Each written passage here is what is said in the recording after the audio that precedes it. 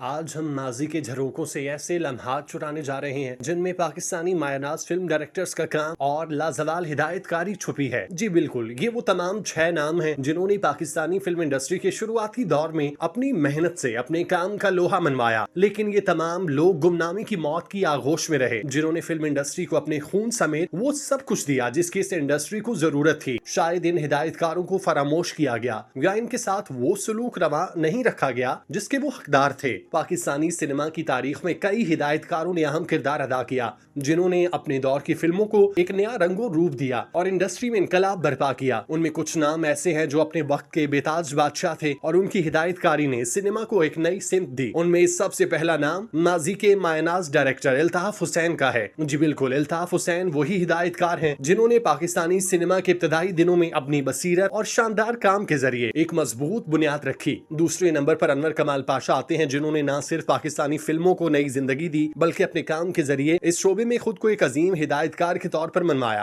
अगला नाम हसन अस्करी का है, जिनकी हिदायतकारी ने फिल्मों में एक मुनफरिद तख्लीकी जहद को जन्म दिया और उनके काम में ड्रामाई और सादा पैगाम छुपा होता था। इस तरह परवेज कलीम की फिल्मों ने न सिर्फ कौमी बल्कि बैनुल अक़वामी सतह पर भी पजीराई हासिल की। नीज़ एम अकरम ने पाकिस्तानी सिनेमा को जदीद अंदाज में पेश किया। उन्होंने एक नया मयार कायम किया। अब्दुल रशीद कारदार का नाम भी किसी से ढका छुपा नहीं, जिन्हें पाकिस्तानी सिनेमा का बानी समझा जाता है, जिनकी फिल्मों ने पाकिस्तानी फिल्म इंडस्ट्री के शुरुआती दौर में इस इंडस्ट्री को एक नई सिमत फराहम करते हुए इंडस्ट्री के एक मुकम्मल पैटर्न का अहाता किया। उनकी मेहनत और लगन ने फिल्म इंडस्ट्री की बुनियाद रखी। इन तमाम हिदायतकारों ने पाकिस्तानी सिनेमा की तारीख में एक सुनहरी दौर की बुनियाद रखी, लेकिन बदकिस्मती से उनका शुमार आज तक उन लोगों में होता है जिन्हें मुकम्मल तौर पर नजरअंदाज कर दिया गया। ये वो हिदायतकार हैं जिन्होंने अपनी जिंदगी के कई साल इस इंडस्ट्री को देने के बावजूद इतनी कम पजीराई हासिल की कि आज इनका जिक्र भी शायद कहीं मिलता नहीं। उनके काम का एतराफ उस वक्त नहीं किया गया जब वो जिंदा थे, लेकिन उनके काम की अहमियत हमेशा बरकरार रहेगी। इन हिदायतकारों का अंजाम इबरतनाक क्यों हुआ? इसका जवाब फिल्म इंडस्ट्री की अंदरूनी सियासत, वसाइल की कमी और मार्केट की बदौलत रही और मार्केट की बदलती हुई जरूरियात में छुपा है। एक दौर था जब अहले हुनर तरक्की करते थे और वक्त उन्हें नवाजता था, लेकिन आजकल के नए लोग इससे बिल्कुल भी वाकिफ नहीं। पाकिस्तानी फिल्म इंडस्ट्री में इन हिदायतकारों की मेहनत को कम तर समझा गया और इनके काम को सराहने में देर की गई। जब फिल्म इंडस्ट्री ने तरक्की की और नई नस्ल के हिदायतकारों ने कदम रखा तो पुराने हिदायतकारों की अहमियत कम होती गई। इन नए हिदायतकारों की आमद के साथ इनके तजुर्बात, जो कि पाकिस्तानी सिनेमा की असल बुनियाद थे, को एक तरफ कर दिया गया। मार्केट की बदलती हुई जरूरियात और नाजरीन की तरजीहात में तब्दीली ने इन हिदायतकारों के काम को नजरों से गिरा दिया। वो मौजूआत जो एक जमाने में कामयाब थे अब नाजरीन की दिलचस्पी से बाहर थे और यही सबब था कि इन हिदायतकारों की कदर कीमत का ग्राफ तेजी से नीचे गिरा। फिल्म इंडस्ट्री की अंदरूनी सियासत ने भी इन हिदायतकारों के साथ नाइंसाफी की। नए आने वाले प्रोड्यूसर्स और हिदायतकारों को उन पर तरजीह दी गई और पुराने हिदायतकारों के काम को सराहा नहीं गया। ये न सिर्फ उनकी मेहनत का इनाम था बल्कि उनकी तख्लीकी सलाहियतों को भी नजरअंदाज करना था। उनके काम की जदीद दौर में कोई जगह न थी और इसने उन्हें मायूसी की तरफ धकेल दिया। ये सब अवामिल मिलकर इन हिदायतकारों के अंजाम को इबरतनाक बना गए। उनकी मेहनत, तख्लीकात और उनके सिनेमा के हवाले से की जाने वाली कोशिशें आज भी एक जिंदा तारीख हैं, मगर बदकिस्मती से उन्हें वो मकाम न मिल सका जिसके वो हकदार थे। इनके काम को तस्लीम करना और खिदमात का एतराफ करना पाकिस्तानी सिनेमा की संगीन जरूरत थी, लेकिन ये काम बदकिस्मती से न हो सका। ये वही हिदायतकार थे जिन्होंने अरबों तक कमाया लेकिन कैसे कसम पुरसी की जिंदगी तक पहुंचे। ये वही हिदायतकार थे जिनके दरवाजों पर लोग फिल्मी कहानियां लेकर खड़े होते थे, जिनसे वक्त लेने के लिए 2-2 दिन तक मिलने वालों का इंतजार रहता। एक ऐसी फरामोशी का शिकार हुए जिसकी मिसाल माजी में कहीं नहीं मिलती।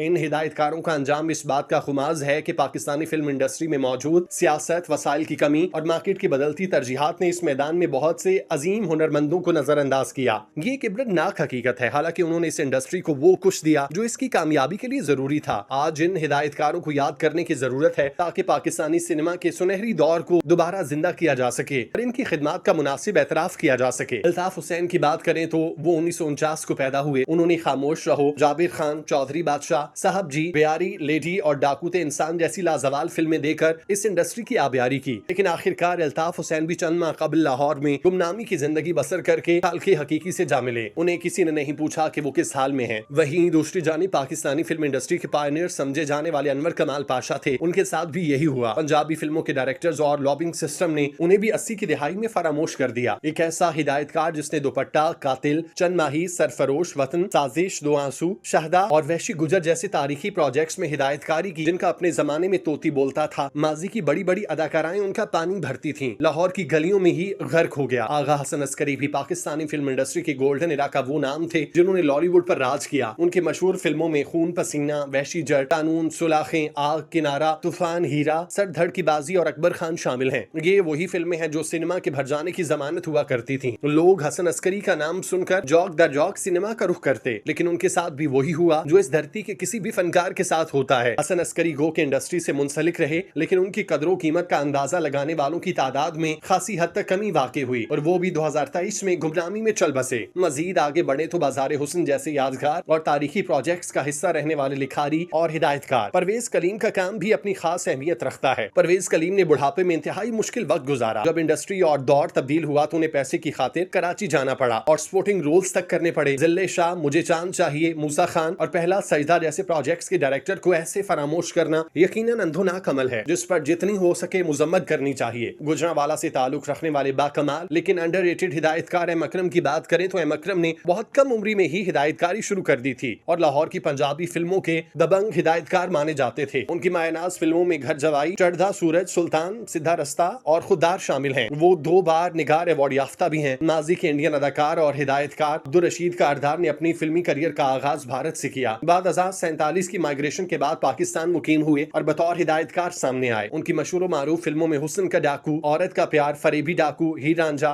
मंदिर, ठोकर, पूजा, मिलाप और नई दुनिया जैसी एहसास फिल्में शामिल हैं। ये वो तमाम नाम हैं जिन्होंने पाकिस्तानी फिल्म इंडस्ट्री में कारहाय नुमाया सरंजाम दिए और बतौर हिदायतकार अपनी खिदमत सरंजाम दी, लेकिन इन्हें किसी तौर भी वो मकाम न मिल सका जिसके वो हकदार थे। सितम ज़रीफी ये कि तमाम हिदायतकार जिन्होंने शोहरत की बुलंदियां देखी अपने अंत को ऐसे पहुंचे कि लोग कानों को हाथ लगाते हैं। कहा जाता है कि जमाना या दौर किसी के घर की लौंडी नहीं हुआ करता जो किसी पर भी आ सकता है, लेकिन पाकिस्तानी फिल्म इंडस्ट्री ने जिस अंदाज से इन हिदायतकारों को उनके आखिरी लम्हात में तन्हाई की गारों में धकेला यकीनन अंधोनाक था। हमारी दुआ है कि मालिक इन सब की मगफिरत फरमाए और आने वाले दौर को एक नए बाब से रोशनास कराए ताकि इंडस्ट्री की भलाई के लिए काम करने वालों की जिंदगियों में खुशियां वापस लौट के